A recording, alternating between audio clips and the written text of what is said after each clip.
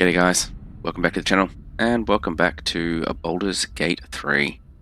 Today's video is going to be something a little bit different. I'm gonna have a go at doing a review of Baldurs Gate 3 and give you my thoughts as to why this could well be Game of the Decade.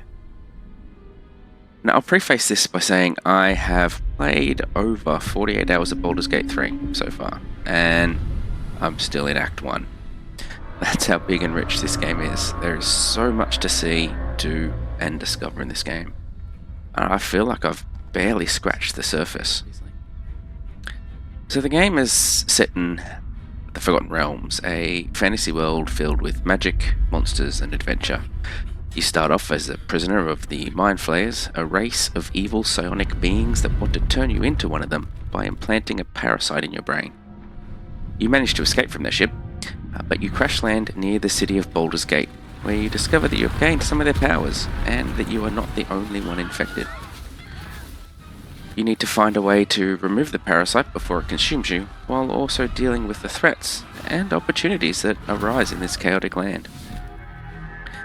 The game's divided into 3 acts, each with its own setting, story, and challenges. The first act takes place in the wilderness around Baldurs Gate, where you will encounter a variety of factions such as druids, tieflings, goblins, and cultists. You can ally with them or oppose them, depending on your choices and actions. The second act will take you to Baldurs Gate itself, a sprawling city full of intrigue, corruption, and danger.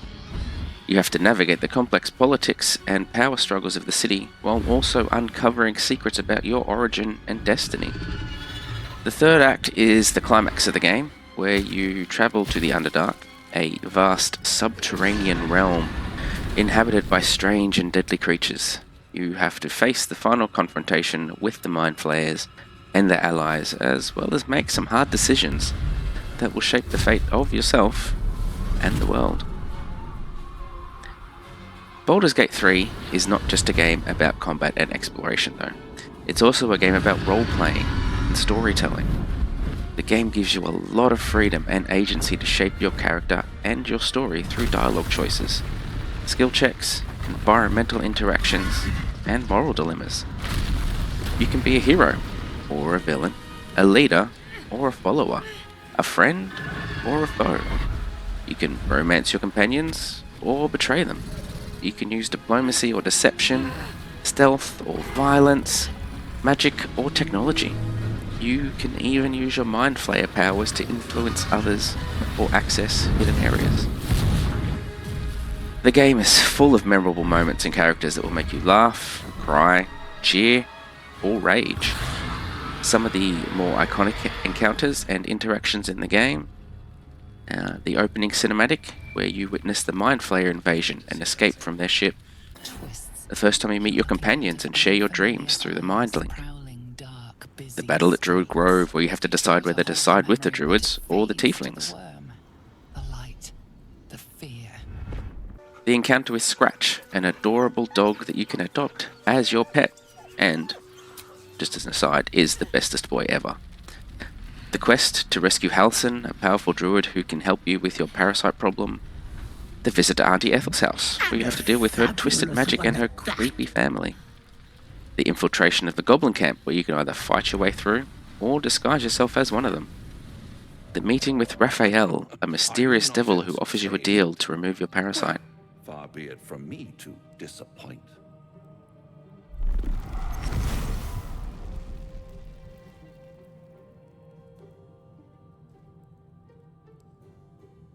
What's better than a devil you don't know?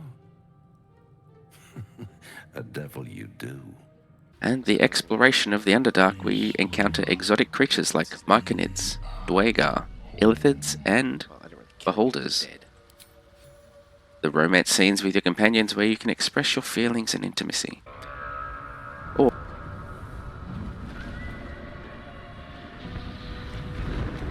Or the final showdown with Bolo Thamp Gedar, yes, that Bolo, who reveals his true identity and motives. Baldurs Gate 3 is an amazing successor only to the original Baldurs Gate games, but also to Larian Studios' previous games. It combines the best elements of both series, the rich lore and setting of Baldur's Gate, the deep gameplay and mechanics of Divinity Original Sin, and the innovative storytelling and role-playing of both. It's a game that respects the legacy of its predecessors while also pushing the boundaries of the genre. It's a game that offers a lot of replay value and customization, as well as a lot of content and updates. It's a game that's faithful to the spirit and rules of Dungeons & Dragons, while also making them accessible and fun for newcomers and veterans alike. The game has been quite successful, both commercially and critically, selling over 2 million copies in its first month, receiving rave reviews from critics and players. It has a Metacritic score of 97, making it one of the highest rated games of all time. The game has been praised for its graphics, sound, music, voice acting, writing, gameplay, and overall quality. It's been referred to as a new pinnacle of the genre, a contender for best video game RPG ever made, and a meticulously crafted game that conjures the illusion of impossible freedom. The game does have its issues though, and people have highlighted how it's too faithful to the tabletop with spell slots and resting and dice rolls. The bugs, though in my opinion it's less buggy than a lot of games being released these days. And the difficulty has also been a big issue for a lot of people, as well as being too long and having too many choices. Though is that really an issue? Or is that people just whinging because something is too open? And make up your own mind. Despite these flaws, however, most agree that Baldur's Gate 3 is an incredible achievement that deserves to be played and enjoyed by RPG fans. The game is still being updated and improved by Larian Studios, who have promised to add more features, content, and polish to the game in the future.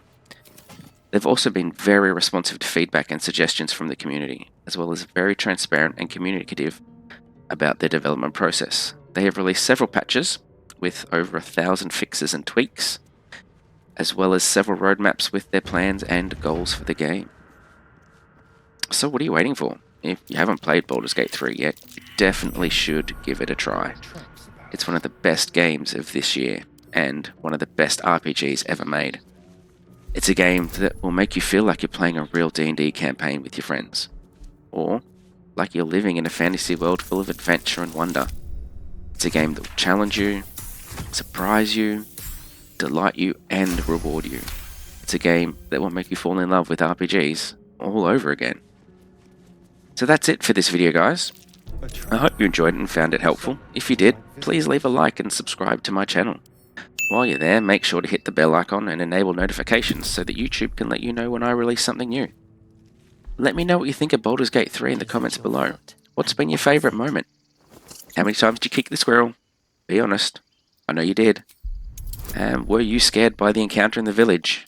Yeah, you know the one I'm talking about. Thanks for watching, guys, and I'll catch you in the next one. Cheers.